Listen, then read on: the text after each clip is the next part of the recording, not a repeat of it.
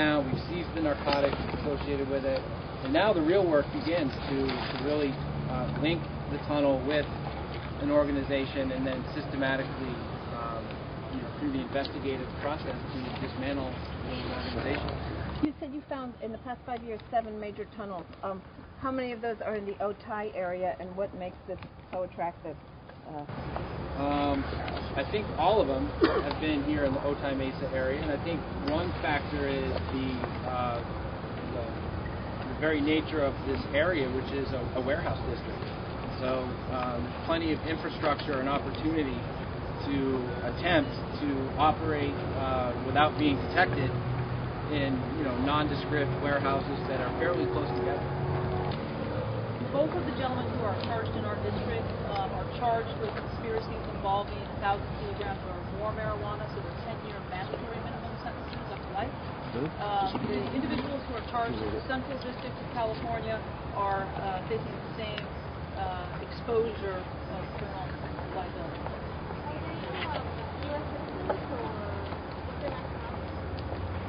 Not U.S. citizens, Mexican nationals. The 6 of them? I'm sorry. You were talking about how the tunnel bus come in November, and that coincides with the end of the harvest season and delivering fresh produce, a delivery system in November, because you obviously can't build a tunnel like this in a week.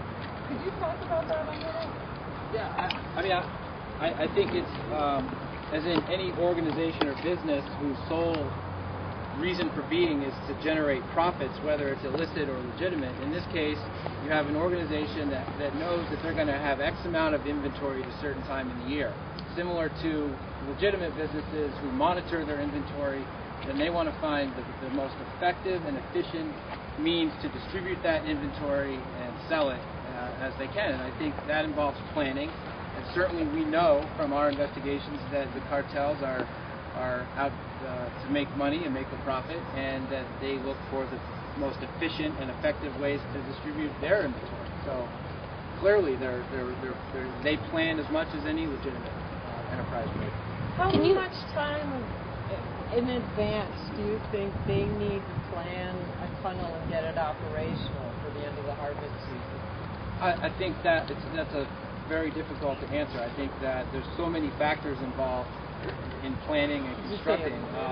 Like we talked about last time, any construction projects have delays, and they run into as many logistical issues as a legitimate enterprise would when it comes to constructing and planning their infrastructure. So I think it's really hard to say with any degree of accuracy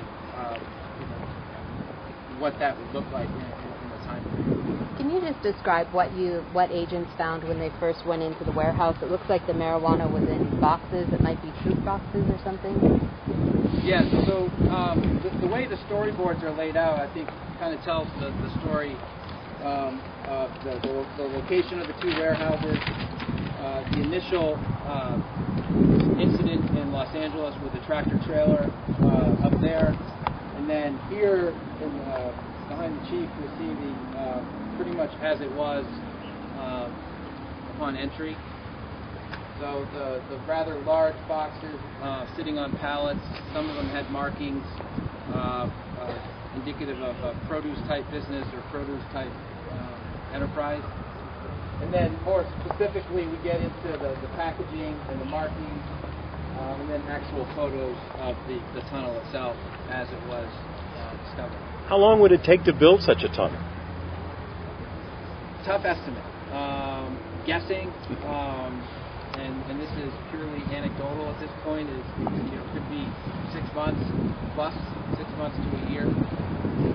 Again, it depends on the capacity of the organization, it depends on the level of sophistication. Clearly obtaining and building a rail system and electricity and doors would take much longer than, say, the last tunnel, which was sophisticated for sure, but much simpler in its construction. I just wanted to correct one thing. I had indicated that all 6 of the individuals arrested were Mexican nationals. The 2 that were arrested and are being charged in the Southern District of California are U.S. citizens. The 4 in Los Angeles are Mexican nationals.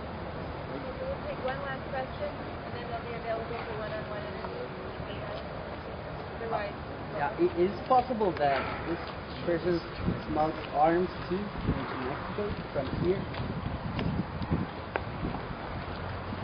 Yeah, I think clearly a tunnel is a smuggling vulnerability, and that's why we dedicate the resources that we do as law enforcement partners have done. I think where we're located in particular, though, it's this is where we see the majority of the narcotics trade, and that's where they make their most money.